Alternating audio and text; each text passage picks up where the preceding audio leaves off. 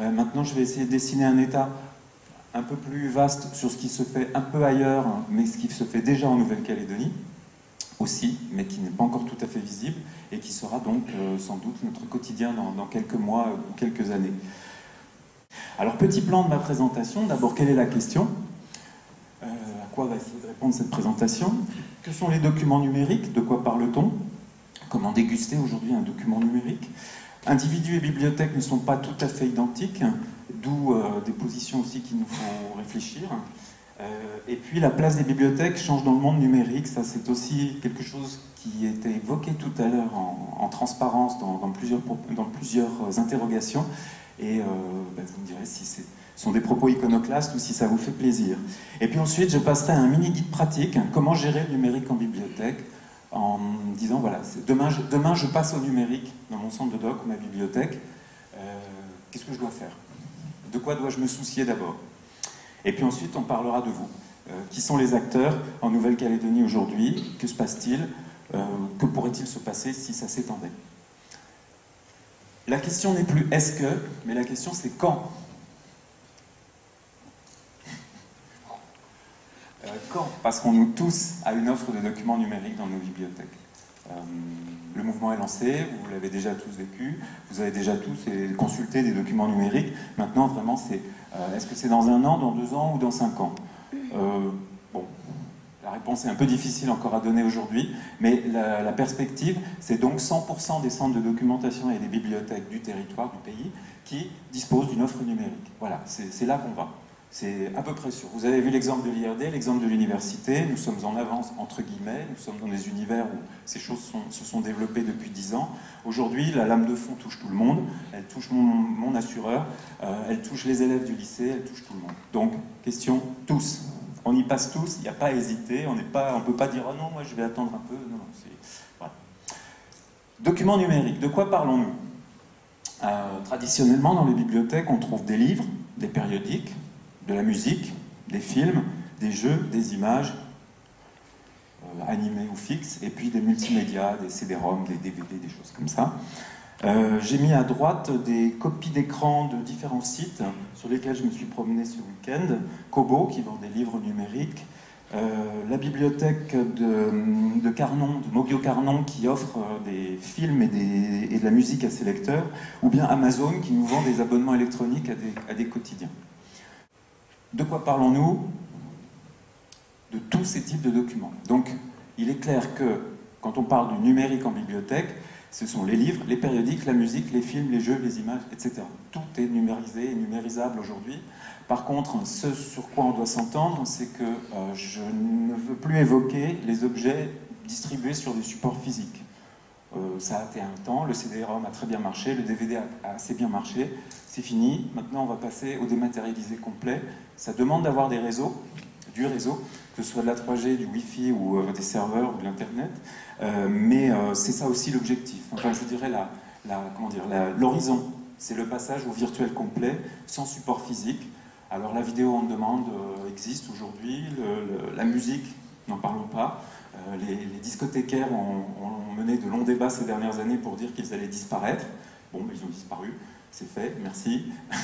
J'exagère un peu, mais disons qu'ils ont disparu en tant qu'acheteurs de CD audio. Par contre, ils ont continué à exister, ils existent toujours et ils se développent avec des choses très intéressantes à un niveau fédéré pour des offres de sélection numérique avec des grands partenaires comme Deezer ou des organismes de ce genre. Donc, voilà, l'horizon, tous les types de documents que nous connaissons en bibliothèque, disponibles sous une forme numérique, sans support matériel, diffusés à travers des réseaux. Qui parmi vous, dans sa bibliothèque ou son centre de documentation, a déjà au moins l'un de ces types de supports, ou offre déjà quelque chose parmi ces supports? Donc, si l'on part de l'idée que tous les documents sont numérisés, numérisables et disponibles en bibliothèque, pour les utiliser, les consommer, les déguster, il va falloir un peu d'équipement.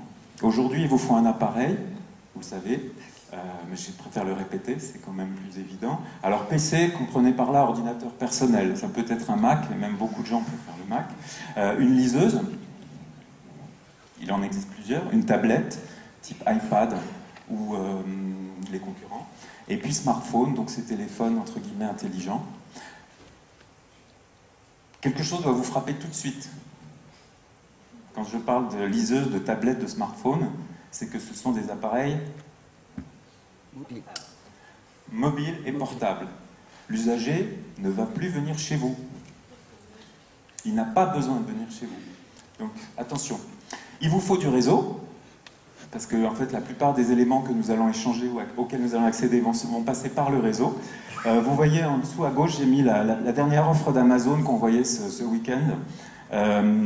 Nous sommes ravis de vous présenter aujourd'hui les 2 nouveaux membres de la famille Kindle, blablabla, blablabla. Le Kindle Paperwhite 3G, doté d'une connexion 3G gratuite. Donc c'est évident, l'appareil de lecture est lié au réseau, et par le réseau, je vais aller chercher les fichiers, les fichiers qui contiennent l'information qui m'intéresse, dans un de ces maudits formats. Alors, vous voyez en bas à droite un livre extrêmement intéressant que je vous recommande, qui s'intitule « Les books dans les purs ». Le titre n'est pas très heureux, mais c'est une analyse faite par le GEFIC et le Groupement français pour l'information, par les professionnels sur les enjeux et les problématiques de l'édition du livre professionnel sous forme électronique en France. Et c'est un excellent livre pour débuter sur le sujet et comprendre les questions qui se posent dans l'édition du livre. Et vous voyez en dessous que ce livre est disponible en format EPUB, en format, je ne sais plus celui du milieu, comment il s'appelle, le marron, vous allez peut-être m'aider, en PDF ou en Kindle Amazon, etc. Donc en fait, il y a des problèmes de format sur les fichiers qui font qu'aujourd'hui, on ne peut pas lire tous les fichiers de livres ou de musique ou autre, sur tous les appareils qui sont vendus, sur toutes les liseuses ou sur toutes les tablettes. Ce problème existe, il va se résoudre un de ces jours, et notamment avec l'arrivée d'un format EPUB 3.0 pour les livres. Mais enfin, je ne suis pas là pour faire une... Aujourd'hui, j'ai pas eu envie de faire une journée technique, c'est plutôt parler un peu de la philosophie de tout ça. Donc, disons, l'uniformisation dans les formats devrait arriver à relativement court terme. Et puis, pour déguster un document numérique, il est quand même préférable d'avoir une carte bancaire. Car, puisque l'on va opérer des transactions de fichiers, on va aussi opérer des transactions financières en ligne, et il va falloir adapter sa structure d'achat pour ce genre d'objet. Donc voilà, si j'ai tout ça, je suis le plus heureux des hommes, et je peux me promener comme mon assureur le week-end à la maison et acheter des tas de choses sur Internet qui vont être des objets culturels. Alors, ça va nous poser beaucoup de questions. Et pourquoi et comment nous comportons-nous entre lecteurs et bibliothèque, et pourquoi n'avons-nous pas le même rapport à ces objets? Alors, le lecteur, vous en connaissez certainement, est un être qui aime découvrir d'abord des tas de choses, donc en se promenant sur Internet ou en allant dans les librairies ou même à la bibliothèque, qui ensuite va essayer d'acquérir ou d'emprunter, donc acquérir sous toutes les formes possibles des objets de consommation culturelle, puis ensuite va les consommer et les déguster, consommer parce que souvent ça va passer par un acte d'achat, alors lire, voir et entendre, et puis qui va essayer de les conserver, souvent dans un ordre qui ne nous satisfait pas, nous, bibliothécaires, mais c'est son problème, c'est pas nous. À la bibliothèque, on fait à peu près la même chose, mais avec quelques opérations en plus qui font à la fois la grandeur de notre métier et sa misère, parce que personne ne sait que nous le faisons, et parce que nous passons des heures et des heures et des heures à essayer de faire ces opérations. Alors tout d'abord, découvrir. Pour ça, il faut d'abord savoir ce qui existe. On essaye tous de le faire. Oui, c'est un peu foncé. Bon. On essaye tous de découvrir ce qui est publié, ce qui est disponible. Ça, c'est l'honneur des acquéreurs. Ensuite, nous allons tenter d'acquérir les objets que nous avons découverts et que nous allons trouver intéressants. Puis nous allons les classer, c'est-à-dire les mettre en rayon, la plupart du temps, dans un certain ordre. Ça commence à devenir intéressant parce qu'il va falloir les équiper, les traiter. Enfin, il y a toutes ces opérations assez complexes que le vulgum pecus ignore et pense que nous passons notre temps à lire, alors qu'en fait nous passons notre temps à équiper les livres et à les ranger. Et puis ensuite on va les signaler. Enfin, on va essayer. Et puis après on va les prêter, ce qui demande encore énormément de travail, puisque on prête des milliers de documents, et après il faut ranger ces milliers de documents, etc. Et puis à la fin on va essayer de les conserver comme nos lecteurs. Le rapport intéressant entre les lecteurs et les bibliothèques, en général, commence à peu près au moment où la bibliothèque permet aux lecteurs de découvrir des choses. En venant dans les rayons, parce que les livres sont bien rangés et que la bibliothèque est ouverte, c'est un grand moment d'amour. Le lecteur entre et dit « Oh mon Dieu, comme c'est bien ici !» Alors je vais vous avoir attiré. Et puis ensuite, certains lecteurs plus évolués vont utiliser le catalogue.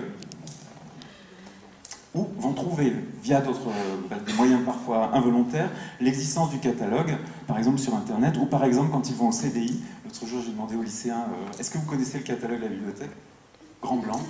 Et ils m'ont dit, ah ben BCDI, voilà. Alors ils savent que BCDI existe, mais ils ne savent pas que c'est un catalogue. Pas grave, ils utilisent BCDI. Donc, classer, signaler, c'est le moment où le lien d'amour va se générer entre le lecteur et la bibliothèque. Après, dans l'opération du prêt, les choses peuvent se gâter. Mais disons que, voilà, on voit qu'on a un métier qui est proche, mais quand même, nous ne sommes pas tout à fait identiques. Ça a quelques conséquences aussi, où il faut se reposer la question de finalement, mais que font nos lecteurs vis-à-vis de nous et pourquoi avons-nous des lecteurs? Donc voilà, je pars du bas. Dans un monde de papier, Monsieur X, lecteur, cherche de l'information avec sa fourche. Il va aller vers la bibliothèque où il va emprunter des documents. La bibliothèque, pour lui, est un endroit intéressant. Et la bibliothèque, elle achète ces documents à des éditeurs et à des libraires. Certains lecteurs achètent eux-mêmes des livres. Bon. En fait, en général, c'est les mêmes, vous le savez. Les gens qui vont en bibliothèque sont aussi des gros lecteurs et achètent aussi des livres, et réciproquement. Ça, c'est dans le monde du papier. La bibliothèque est au centre, selon nous. C'est-à-dire que le lecteur vient forcément chez nous, puisque nous sommes l'offre. Dans un monde numérique, Monsieur Z, lecteur dynamique et joyeux, se retrouve confronté à une offre complètement différente. Et face à des producteurs de contenu que vous voyez en haut, qui peuvent aller jusqu'à l'auteur en direct, l'éditeur, le libraire, Amazon étant quelque chose entre un libraire et un éditeur et autre chose, on ne sait pas trop, Google, ou les pirates. Je ne sais pas si parmi vous quelqu'un a déjà téléchargé des livres pirates. Donc l'offre de livres pirates sur Internet est monstrueuse. Vous cherchez le dernier Houellebecq, le jour où il a eu le Goncourt, le livre était déjà sur Internet alors qu'il n'avait jamais été édité sous forme électronique. Donc le piratage de livres est un vrai business, ça marche très très fort. Livres techniques, romans, littérature, etc. Donc les pirates dans le monde numérique, c'est quelque chose de très très très très important. Et quand je dis pirates, je devrais dire plutôt corsaires, parce qu'il y a des gens très très bien parmi les pirates qui essayent de faire évoluer et faire bouger les murs du droit d'auteur. Nous avons un spécialiste du droit d'auteur, Marc Perkins, ici présent, qui pourrait raconter ce qu'est le droit d'auteur en vrai. C'est un droit de protection des intérêts commerciaux du monde industriel né après l'époque des Lumières, qui a trouvé là une technique pour garder des bénéfices en vendant des objets fabriqués et manufacturés. Donc, le droit d'auteur, c'est très important. Les pirates sont des gens très importants aussi. Et donc, Monsieur Z, lecteur, va tranquillement acheter des documents via le numérique, va consulter illégalement des documents, on le regrette, mais il a bien raison quand même, consulter légalement également, et puis il va même pouvoir emprunter. Vous avez peut-être noté la semaine passée l'annonce d'Amazon, qui avec son Kindle va proposer gratuitement le prêt et l'emprunt de livres numériques à ses acheteurs. Et ils annoncent 4000 e-books, et ça ouvre la semaine prochaine.